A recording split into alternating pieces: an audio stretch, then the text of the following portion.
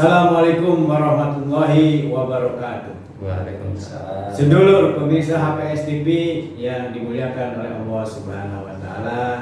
Pada hari ini kita menemui bos ketua BMT ya, Bang Hamdan. Yang ingin kita gali adalah bagaimana Bang Hamdan ini sukses ya. Sukses sebagai orang yang mampu meraih amanah yang tinggi. Sebagaimana kita ketahui, BMT ini bermodalkan 6 juta. Sekarang asetnya sudah 98 miliar. Nah, ini kalau dari awal orang kedua ya Kang, sekarang orang pertama nih. Jadi orang yang membesarkan lembaga. Kalau Bang Hamdan ini ada juga yang orang dibesarkan oleh lembaga.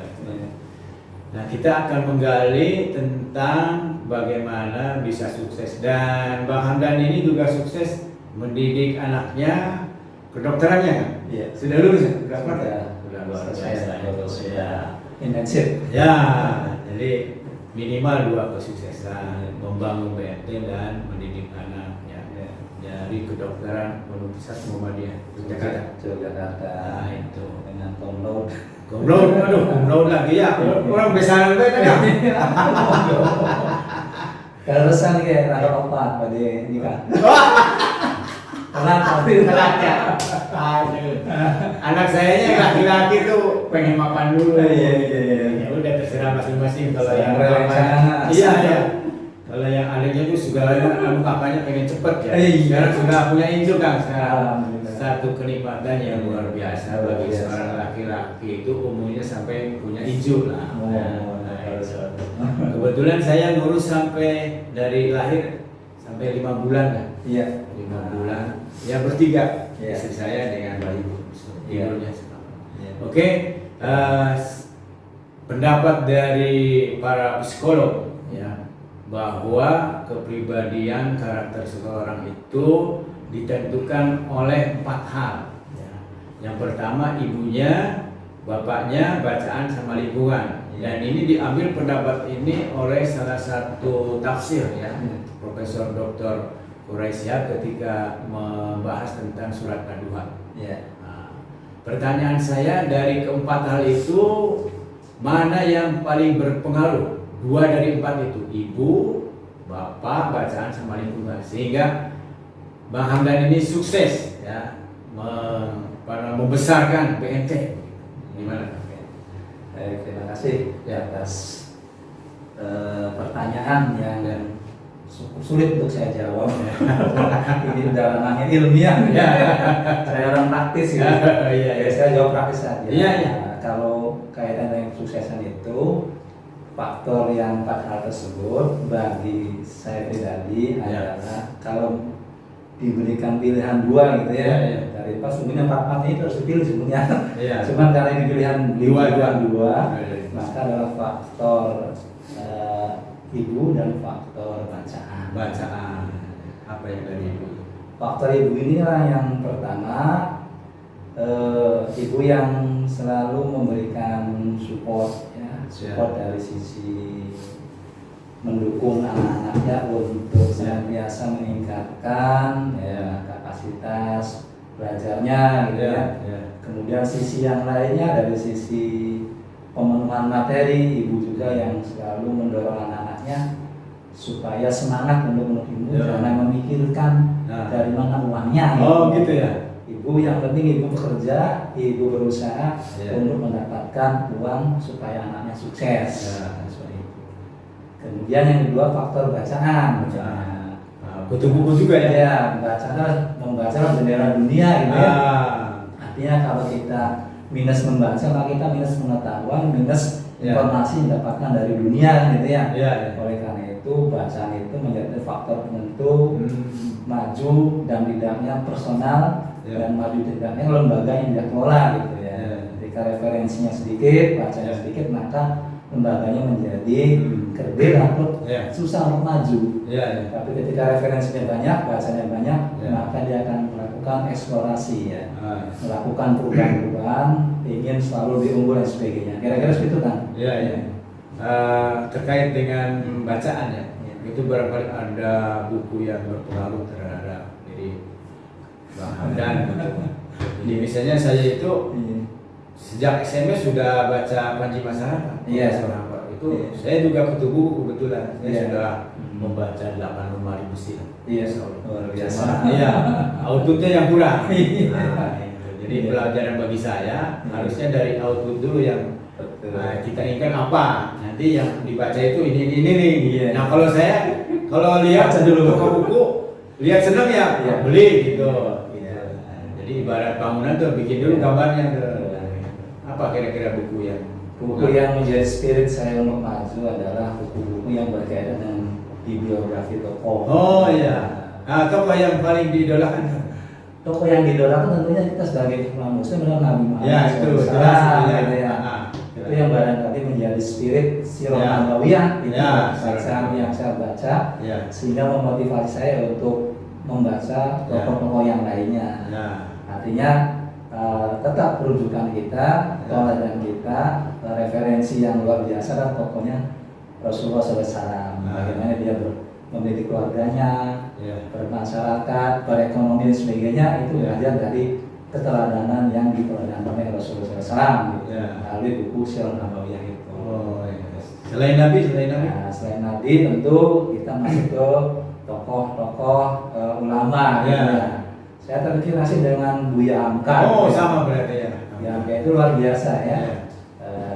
Seorang otoridak, seorang yang mampu membuat tafsir Al-Azhar, walaupun kondisinya dalam situasi di penjara, mampu menciptakan, membuat tafsir Al-Azhar.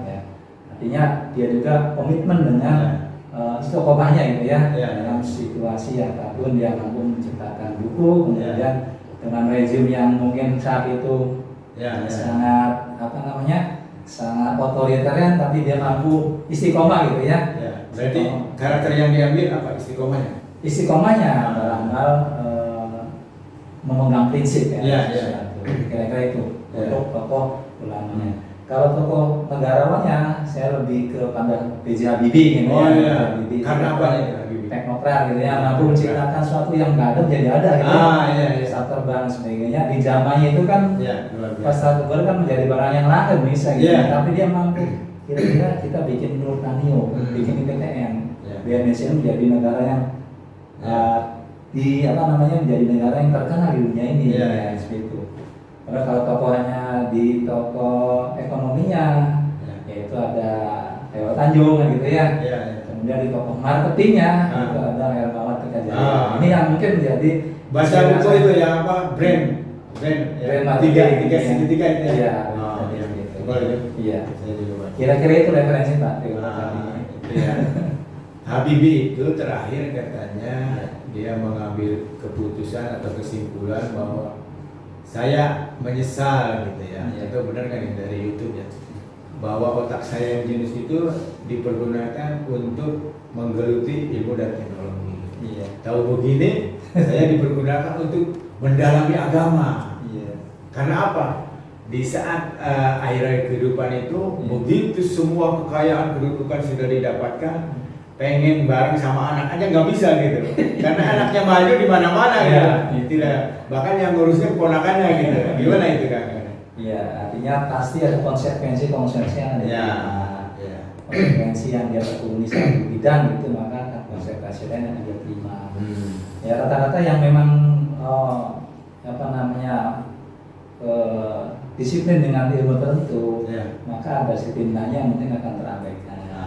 Kayak tadi ya, Pak Habibie itu konsen yang teknologi, kemudian dia tidak mampu berkomunikasi.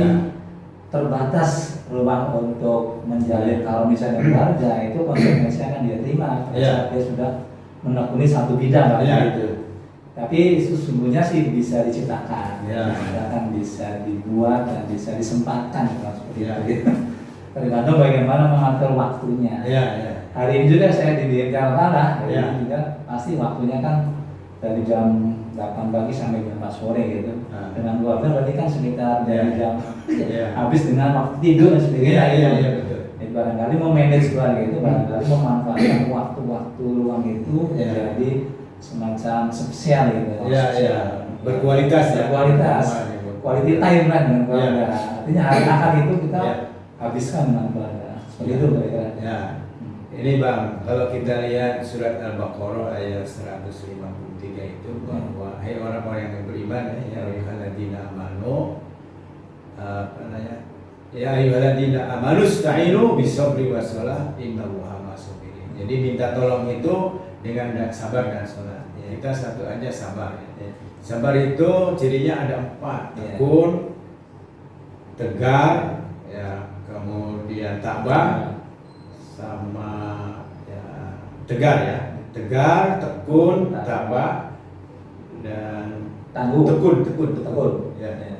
Nah, jadi teguh itu kokoh dalam pendirian, kemudian tekun itu tidak mudah bosan, nah, tegar itu tidak mudah menyerah, dan tabah itu berlapang dada. Udah lengkap nih. Tabah itu berlapang dada ketika sesuatu ada yang tidak menyenangkan kita plong begitu. Ada kemampuan itu susah dimiliki orang itu.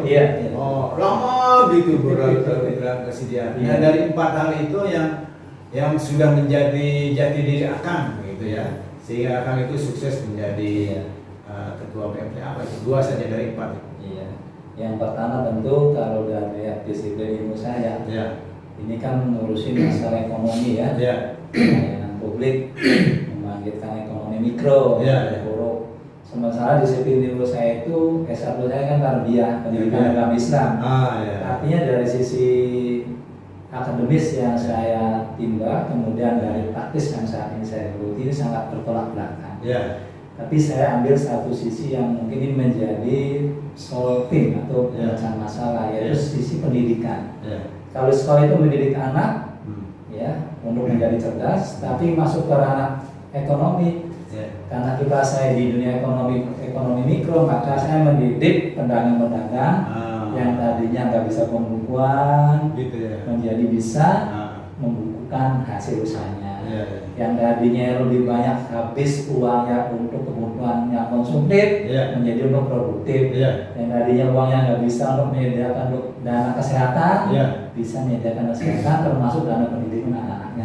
Kira-kira itu mendidik pedagang-pedagang itu menjadi orang-orang yang mampu membukukan keuntungannya dibagi pos-posnya. Seperti itu kira-kira. Oke, terima kasih ya pemirsa, luar biasa. Yang penting bagi kita adalah bagaimana Bang Hamdan ini mempraktekkan teori-teori yang ada sehingga menjadi kenyataan, tidak hanya dalam bentuk ucapan dan sebagainya. Jadi diamalkan dalam kehidupan sehari-hari. Bahkan Profesor Dr. Qurai Shihab ketika ditanya pembicaranya mana yang lebih utama, hafal Quran atau orang yang mendalami, memahami lalu mengamalkan. Profesor itu lebih baik yang memahami dan mengamalkan, tentunya dengan bacaan yang benar. Daripada menghafal, karena dulu sahabat juga tidak semua bisa menghafal. Karena sekarang tinggal lihat aja. Kalau dulu itu zaman Nabi belum ada mushaf, sehingga diperlukan sebenarnya. Jadi sekali lagi kami dari HPSTP itu adalah edukasi kan. Mudah-mudahan dari Bang Hamdan ini ada pelajaran yang bisa dipetik dari apa yang disampaikan. Sekali lagi jangan lupa subscribe ya. Berpikir bisa, pasti bisa, insya Allah. Orang sukses mencari jalan, orang gagal mencari alasan. Assalamualaikum warahmatullahi wabarakatuh. Waalaikumsalam warahmatullahi wabarakatuh.